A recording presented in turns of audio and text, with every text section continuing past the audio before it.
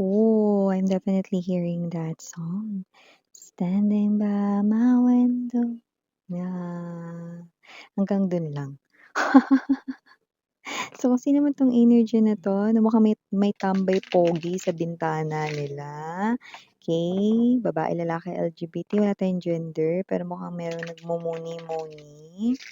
Pero aminin ko, yung energy na na-vibe ko dun, yung energy ng hindi yung relax na pagmumuni-muni, kundi yung energy ng magkahalong inis, galit na malungkot na rin, 'yan. Alamin natin ba't gano'n 'no, bakit galit tapos bakit may lungkot din, yan. Siyempre akong gagawa nun, alangan namang ikaw. Yun ang role ko dito, gano'n. So let us see. Just sit back, relax, and enjoy, sweetheart, no? While I entangled ito, no, na iyo ritong situation kung sino man itetchua.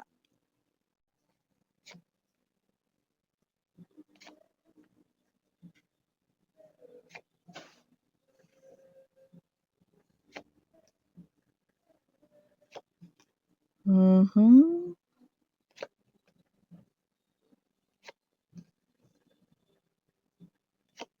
9 of coins, center of the reading, right beside the 7 of cups, no? And tiningnan ko na agad tong bottom of the deck dito. Okay, definitely. An energy of being closed off. Okay? Ilatag muna natin yung iba dito.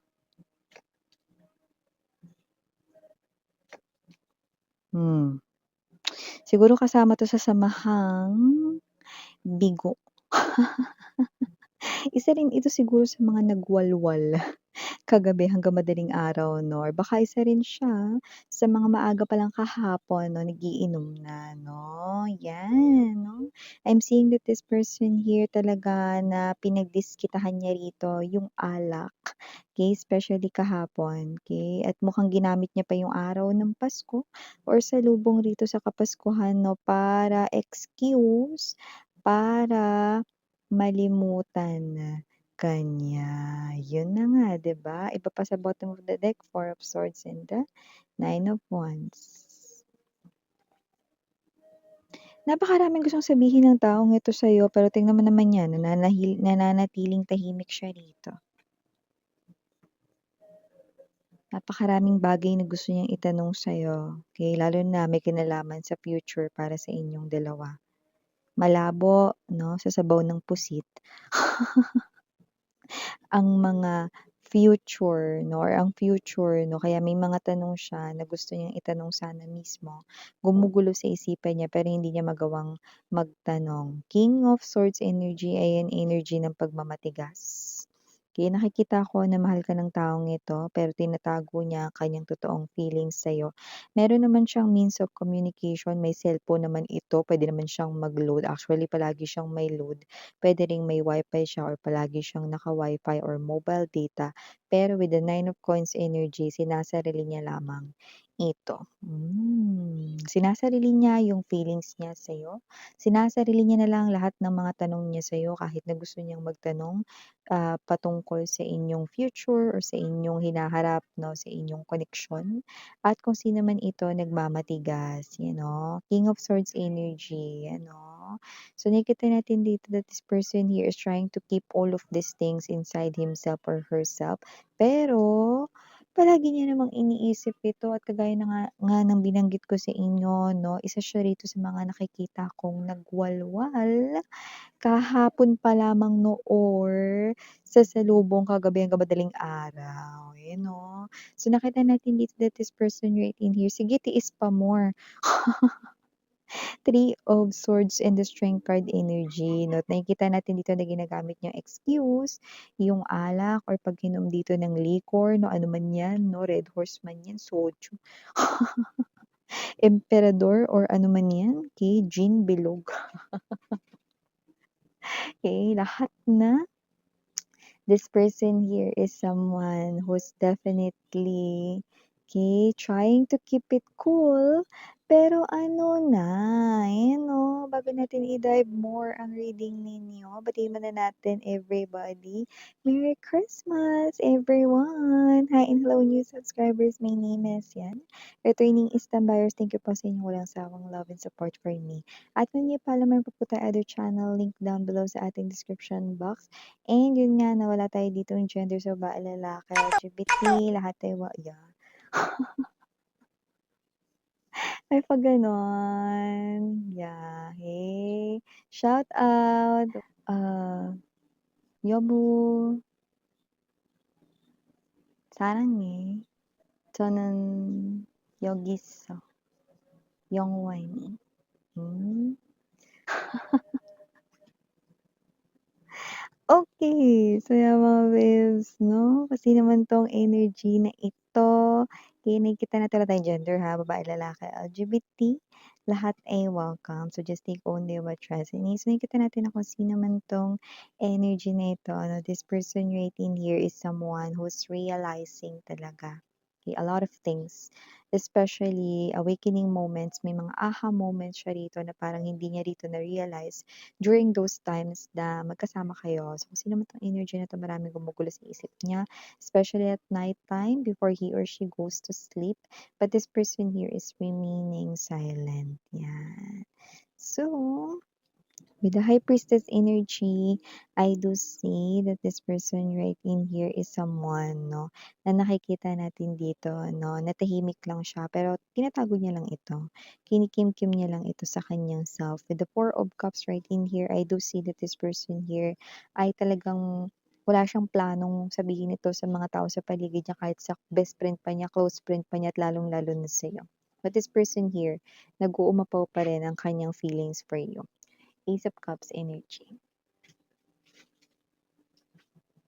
Okay, so kung sino man 'tong energy na 'to, I do see that this person right in here is someone 'no, na talaga naman na in lababo pa rin sa'yo, patuloy ka pa ring iniisip 'no, lalo na ngayong Kapaskuhan. Maybe may energy dito na meron kayong mga, memories na sine-celebrate ninyo yung Christmas. Doesn't have to be na sakto sa Christmas yun, pero, possible na yun ay nung time na kayo pa 'no, may mga Pasko na kayo pa dati 'no, so naalala niya rin yun. Kay bagay na parang medyo nana-knock-out siya, 'yan 'no. Hindi talaga yung alak yung nagpapa-knockout sa kanya, kundi yung mga memories ninyo na masasaya 'no. Pero sino makakapagsabi pala 'no, na yung mga happy memories 'no, ay puwede palang magpalungkot 'no. At yun nga 'no, itong person na 'to ay nalulumbay, nalulungkot at bigo.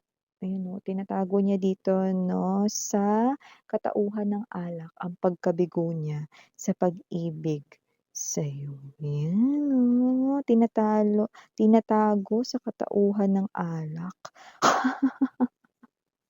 ang pagkabigo niya sa'yo. Okay, so kasi naman 'tong energy na 'to nakikita natin dito, that this person here is someone who's close off, like hindi niya yan babanggitin sa kahit na sino, sa ka-close niya man or sa kanya rito 'no, ng mga malapit rito 'no, ng mga kaibigan, lalong-lalo na sa'yo. So nakikita natin na hindi pa talaga siya naghi-heal sa inyong past kahit na siya pa yung nakipaghiwalay or gumawa ng dahilan para masira ang relationship niyo. Yeah, I know. That's definitely something here na puwedeng ikagulat mo. Yung parang siya na nga yung nakipaghiwalay, siya yung nakipagkalas, or siya yung may ginawa rito na hindi maganda. Yeah, I just heard kabalastugan. Eh, kung sino man 'tong energy na ito 'no, this person here is now in this type of energy that hindi niya pa rin napapatawad yung sarili niya 'no, because of what had happened before. Yes. The fire in this Nine of Wands energy is an energy of someone who's definitely, you know, galit siya sa self niya, hindi niya napapatawad yung sarili niya 'no, at ito ay nagkakaroon ng maraming nightmares.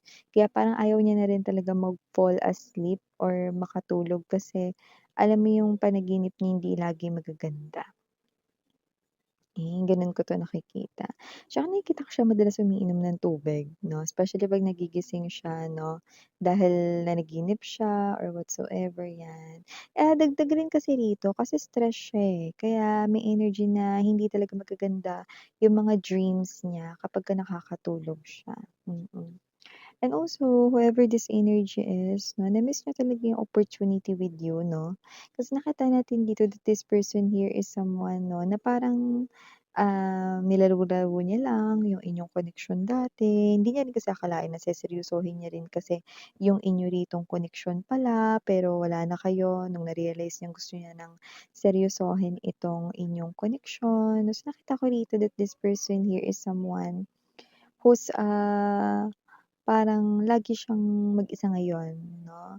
And although kahit lagi kang nasa isip niya 'no, paminsan-minsan gusto niya ritong i-try na, mag-text sa'yo or mag-chat sa'yo or kahit tingnan yung social media mo pero, hindi niya ginagawa, mm. The moment na ma-realize niya na gagawin niya na, siya mismo yung pumipigil sa sarili niya. Okey, ego, pride, or yung kanya rito 'no, na sarili yung pumipigil rin sa kanya para makipag-connect sa'yo. But I do see that this person here is feeling hurt, okey? Talagang nasasaktan siya ngayon dito at nakikita ko rito that this person here wala talaga siyang kasiyahan, yung as in matuturing niya talaga na happiness ngayon. Kaya kahit na ngayong araw ng Pasko 'no, ay, malungkot itong tao na 'to 'no, at bugnutin din siya. Alam mo may energy rito na posibleng makagawa siya rito ng eksena or may makaaway siya rito sa mga darating na mga araw dahil sa ganitong klase ng kanyang ugali or pag-uugali 'no. Bad trip siya, kasi wala na kayo, wala ng opportunity because this person here already missed it, 'di ba? So, kung sino man 'tong energy na 'to, I do see that this person here is someone who's close up, someone here who's feeling na um, parang yung energy niya rito is kahit sino na lang na masagasaan niya rito na tao, okey lang. Kasi kahit naman anong gawin niya, hindi rin naman kayo magbabalik sa kanya. Kaya parang kahit sino makaaway niya, kahit na may maghamon pa ng away sa kanya, wala siyang pakialam. Gano'n yung energy niya. Eh, parang gusto niya pa nga rito, na may maghamon ng away sa kanya para dun niya mabuntun, parang gano'n pa nga yung energy.